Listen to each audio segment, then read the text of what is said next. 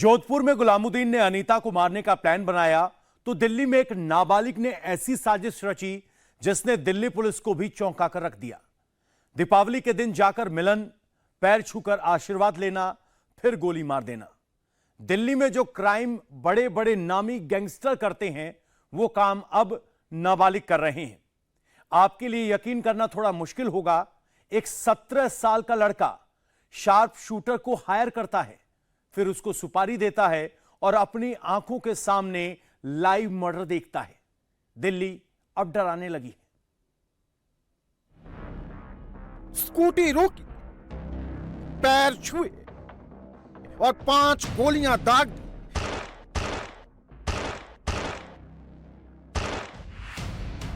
Shooter को पकड़ने के लिए दूसरा शख्स दौड़ा, उसे भी गोली मार दी। जिसे पहले गोली मारी वो चाचा है, जो पीछे दौड़ा वो भतीजा है। दोनों ही ऑन द स्पॉट मारे गए। जो लड़का स्कूटी से आया वो भी रिश्तेदार है। स्कूटी वाला लड़का नाबालिग है, इसलिए हम आपको शक्ल दिखा नहीं सकते, न उसका नाम बता सकते हैं, लेकिन जो काम इसने किया है वो आप जानेंगे तो आप भी सहम जाएंगे। दिवाली के दिन पटाखों के शोर के बीच दिल्ली के शहदरा में ताबड़तोड़ गोलियां चली।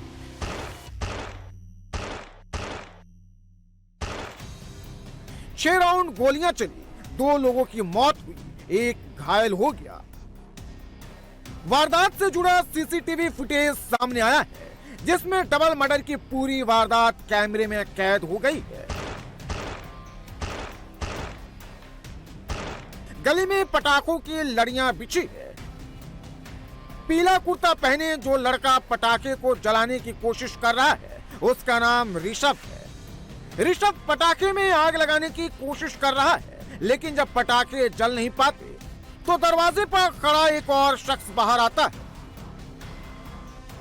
जो शख्स बाहर आया उसका नाम आकाश है और वो ऋषभ का चाचा है। आप इस 2 तस्वीरों को एक बार फिर देखिए, 2 अलग अलग फ्रेम में देखिए।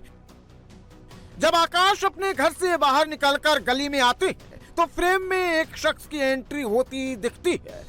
पैदल चलता हुआ एक शख्स आकाश की तरफ आ रहा होता है। अगले कुछ सेकंड में एक स्कूटी की एंट्री भी हो जाती है। अभी तक सब कुछ नॉर्मल है। 16 साल का भतीजा ऋषभ और 40 साल का आकाश आने वाले खतरे से बिल्कुल अनजान है। पटाखे वाली लड़ी जलाने की कोशिश में है। इस दौरान स्कूटी आकाश और ऋषभ के पास रुकती है। स्कूटी में बैठा लड़का स्कूटी ऑन रखता है और साइड स्टैंड लगाकर गाड़ी से नीचे उतरता है। आकाश के पैर छूता है और वापस स्कूटी में बैठ जाता है। साथ में मास्क पहना एक और शख्स खड़ा है। इस दौरान आकाश कुछ बात भी करते हैं और वापस दरवाजे की तरफ आते हैं। सीन में अब तक सब कुछ ठीक था, लेकिन अगले पल जो हुआ उसकी उम्मीद न आकाश को थी, न साथ खड़े भतीजे ऋषभ को थी। आकाश जैसे अपने घर की पहली सीढ़ी चढ़ते हैं, ठीक उसी वक्त स्कूटी के पास मास्क पहने खड़ा शख्स अपनी कमर में हाथ डालता है और पिस्तौल निकालता है। आकाश जब तक घर की दूसरी सीढ़ी चढ़ती तब तक मास्क पहना शख्स पिस्टल बाहर निकाल लेता है और आकाश की तरफ पिस्टल तान का फायर कर देता है।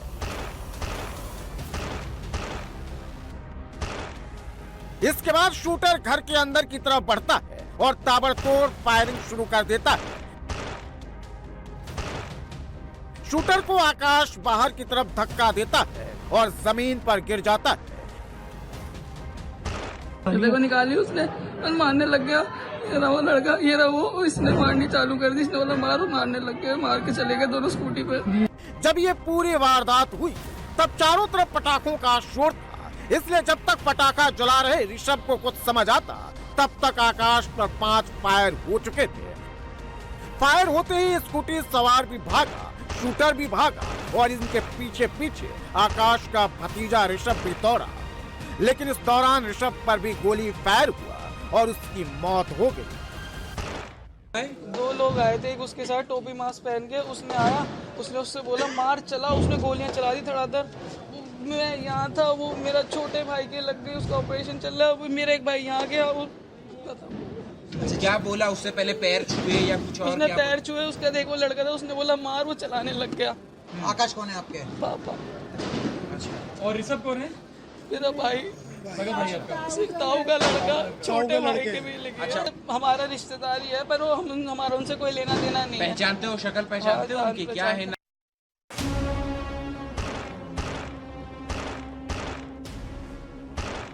जो गोली चला रहा है वो शार्प शूटर है। इस शूटर का आकाश से, ऋषभ से कोई लेना देना नहीं। ये पहले से दोनों को नहीं जानता था। इसे आकाश को मारने के लिए पैसे दिए गए, जिसे आम भाषा में कहते हैं सुपारी दी गई। और ये सुपारी देने वाला स्कूटी चला रहा नाबालिग है, उम्र महज 17 साल। 17 साल के इस नाबालिग ने आकाश को मारने का प्लान बनाया। राजधानी दिल्ली में दिवाली उत्सव के बीच दो लोगों की हत्या कर दी गई।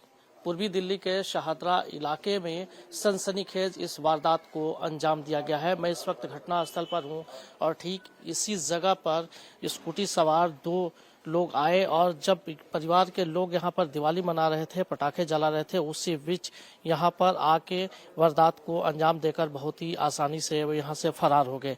जानकारी के मुताबिक गुरुवार की रात तकरीबन 8:30 बजे फर्श बाजार थाने की पुलिस को घटना की सूचना मिली थी, जिसके बाद मौके पर पहुंची पुलिस ने घटना की छानबीन शुरू की तो हैरान करने वाला सीसीटीवी फुटेज सामने आया, जिसमें आकाश और ऋषभ की हत्या की गई है। सीसीटीवी फुटेज जो सामने आया है उसमें ठीक इसी जगह पर आकाश पटाखा जला रहे थे और जलाने के बाद अंदर गए, तभी यहीं पर दोनों लोग से स्कूटी पर दोनों आए और जैसे ही वो अंदर घुसे हैं उनके ऊपर ताबड़तोड़ फायरिंग की गई है, जिसमें 2 लोगों की मौत हुई है। पुलिस ने मामला दर्ज कर लिया है। फिलहाल एक आरोपी को हिरासत में लेकर पूछताछ कर रही है। नाबालिग ने आकाश को मारने के लिए शूटर को हायर किया। 17 दिन से आकाश को मारने का प्लान बना रहा था। दिन में 5-5 बार गली के चक्कर लगाकर गोली चलाने का सही वक्त ढूंढ रहा था। आकाश कब, कहां, कितने बजे आता है, इसका पूरा चार्ट तैयार किया था। यह नाबालिग क्रिमिनल पहले ही हमला कर चुका होता अगर आकाश की मां बीच में नहीं आई होती। अलग से नाम का लड़का 3-4 दिन से हमारी गली में चक्कर लगा रहा था। फिर हमारे घर पे कल वो मिठाई का डिब्बा लेके आया और जोर जोर से हमारा गेट बेल बजाता रहा।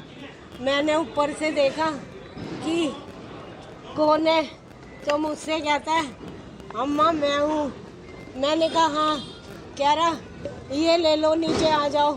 मैं नीचे नहीं आई, मैंने बाल्टी लटकाई और उससे वो डब्बा ले लिया। वो कहता है चाचा के किसी जानने वाले ने भिजवाया, नीचे आओ। मैं नीचे नहीं आई। फिर वो आज 3-4 बार ही चक्कर लगा रहा था। अब समझिए ऐसा क्या हुआ था। इस नाबालिग ने आकाश को जान से मारने का फैसला किया। इनका आपस का कोई पैसे का लेन देन था जिसमें 70,000 रुपए इसको देने थे आकाश को। करीबन ये हो गया 1.5 महीने पहले की बात है ये। 70,000 रुपए के लिए नाबालिग ने आकाश को मरवा दिया। 70,000 रुपए के विवाद के लिए कॉन्ट्रैक्ट किलिंग का सौदा किया। इस नाबालिग का नाम नहीं बता सकते, लेकिन इसका बैकग्राउंड क्या है ये हम आपको जरूर बता सकते हैं। नाबालिग का पहले से ही क्रिमिनल बैकग्राउंड रहा। नाबालिग पर पहले से ही आईपीसी की 307 यानी हत्या की कोशिश का मामला दर्ज है। सोचिए, जिस उम्र में बच्चे अपना करियर बनाने पर ध्यान देते हैं, जिस उम्र में 12वीं क्लास या कॉलेज में होते हैं, उस उम्र में इस नाबालिग ने आकाश को मारने का फैसला किया, रेकी की, शार्प शूटर हायर किया और आकाश की मौत का प्लान बनाया। अब समझिए प्लान कितना दिमाग लगाकर बनाया गया होगा। प्लान था नाबालिग स्कूटी से आगे जाएगा, आकाश को बाहर बुलाएगा, पीछे से शार्प शूटर चलता हुआ आएगा। ऐसा दिखना चाहिए कि दोनों के बीच कोई जान पहचान नहीं है। इसके बाद नाबालिग आकाश से बातें करेगा, उसे बातों में उलझा कर रखेगा और तभी शार्प शूटर आकाश को मार देगा। नाबालिग और शूटर दोनों अलग अलग भागेंगे। मर्डर की स्क्रिप्ट के मुताबिक किसी भी तरह शक नाबालिग पर नहीं जाना था। बोला पैर छुए इसने, फिर उसने बोला मार, मैंने सुन ली थी और बात करते हुए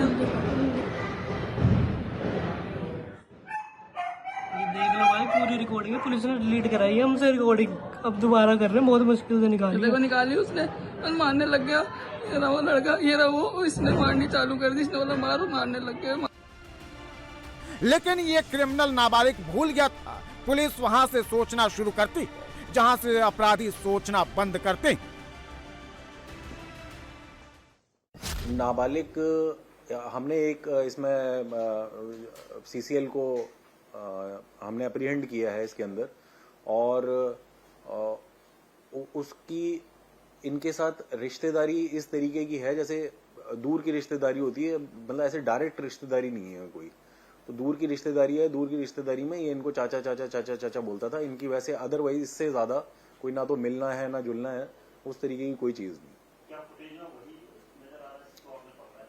हाँ, फुटेज में एक लड़का जो स्कूटी पे दिख रहा है, ये वही सीसीएल। वारदात के कुछ घंटे बाद नाबालिग पुलिस के शिकंजे में आ गया और पूछताछ में पूरी क्राइम का कच्चा चिट्ठा पुलिस के सामने खोल दिया। शुरुआती जांच में पुलिस को विक्टिम फैमिली के बैकग्राउंड के बारे में भी पता चला है। शूटआउट में जिस आकाश की मौत हुई है उस पर 6 मामले दर्ज है। इसमें ठगी, मारपीट और अटेम्प्ट टू मर्डर जैसे केस भी शामिल है। आकाश को मारने का प्लान अकेले सिर्फ नाबालिग का था या इसमें और भी लोग शामिल हैं? नाबालिग ने शूटर को कैसे हायर किया, कितने में हायर किया, इन सब के पुलिस हर एंगल से जांच कर रही है। पुलिस अभी नाबालिग के हर दावे पर भरोसा नहीं कर रही है। पुलिस का कहना है जब तक शूटर अरेस्ट नहीं हो जाता, जब तक नाबालिग और शूटर के बीच क्रॉस एग्जामिनेशन नहीं हो जाता, तब तक इस हत्याकांड की पूरी कड़ी को जोड़ना मुश्किल होगा। मोटिव तो इनकी आपसी रंजिश थी, जो हमको पता चला है। आपसी रंजिश में ये था कि बेसिकली इसने आकाश ने इसको कुछ पैसे देने थे, जो हमारा सीसीएल है उसको कुछ पैसे देने थे, और वो पैसे ना देने को लेकर अनबन हुई। इसने उसके फोन उठाने छोड़ दिया आकाश को, जिसकी वजह से ये बहुत गुस्से में था, इसको पैसे की जरूरत थी, उसी के चलते इसने ये प्लानिंग करके इस वारदात को अंजाम कराया। ये देश की राजधानी दिल्ली है जो हर दूसरे दिन नाबालिगों के अपराध से टहल रही है। देश की राजधानी दिल्ली में एक नाबालिग हत्या की पूरी प्लानिंग बनाता है, कॉन्ट्रैक्ट किलर को अप्रोच करता है, कई दिनों तक रेकी करता है, लेकिन किसी को इसकी भनक तक नहीं लगती है। और ठीक दिवाली के दिन पूरी प्लानिंग के साथ पटाखों की शोर और गोलियों की आवाज के बीच 2 जिंदगियां खामोश कर दी जाती हैं।